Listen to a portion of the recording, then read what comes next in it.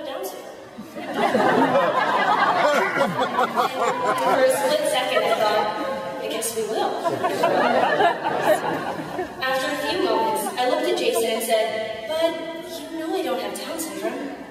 I know, he said, but we do all those types of things together. I thought about this for a while, and I came to the conclusion that if having Down syndrome is experiencing Camp Pals, sharing in this community, and growing together as advocates, then Jason is right. It really doesn't matter which one of us has Down syndrome, or in fact, if both of us did.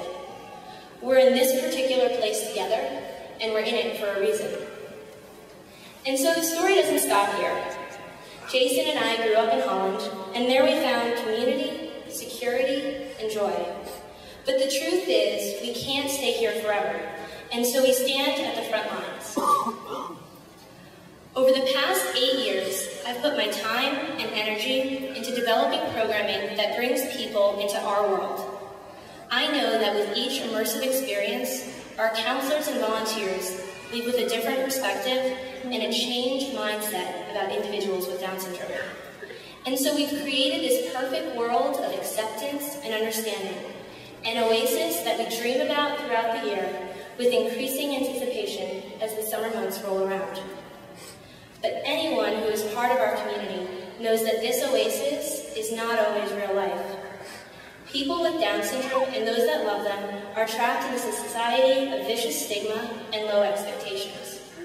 The discrimination is endless, and it hurts each and every time. It hurts when an innocent student is bullied or excluded. It hurts when a potential employee is turned down, or a new employee is let go because they don't have enough room, or they don't have enough energy to support him. It hurts every time someone crosses to the other side of the sidewalk, someone in a restaurant stares from across the room, or someone far away turns to a friend and says something like, "That's so retarded." In school, I often wondered if Jason knew when others were picking on him, or if it just went over his head. It wasn't until a few years ago that I first heard Jason talk about being bullied. We had been invited to the 2009 World Special Olympics Winter Games in Boise, Idaho, and we were out to dinner with Tim Shriver and some other colleagues. The topic of the R word, or the word retard or retarded, had come up, and so Tim asked Jason what he thought. I expected Jason was only half listening to the conversation, and so I panicked a bit when he sat up in his chair and began to speak. He shared with the group about how he himself had been called the R word many times in school, and how he struggled to deal with it. I had never heard Jason speak so frankly about this type of experience before. He came home from that trip and began writing letters, journal entries, and speeches about the importance of eliminating the R word. He worked with Special Olympics New Jersey to get public speaking training, and 16 months later, he addressed the Special Olympics Global Congress in Morocco, sharing his ideas and passion for the cause. This one moment of empowerment, this moment of opportunity for his voice to be heard, set a spark in Jason and left a lingering impact on me. This moment showed me that, after all the programming, the environments designed to make others feel secure and included, it was time for Jason and I to step out into the real world. Jason took a message that he wanted others to hear. How was I motivating others? I began to reflect on Camp Pals and other experiences. We gave everyone this week of transformation, this opportunity to see the world differently. But what did we leave them with when it was over? How were we putting this experience into the greater context of the Down syndrome community? We have an opportunity every year with hundreds of young leaders who want to make a difference. And we want them to know that outside of Camp Pals, the world does not look the same. It's often easy for others to overlook, but we are in a battle. I think everyone in this community has felt it at one point or another.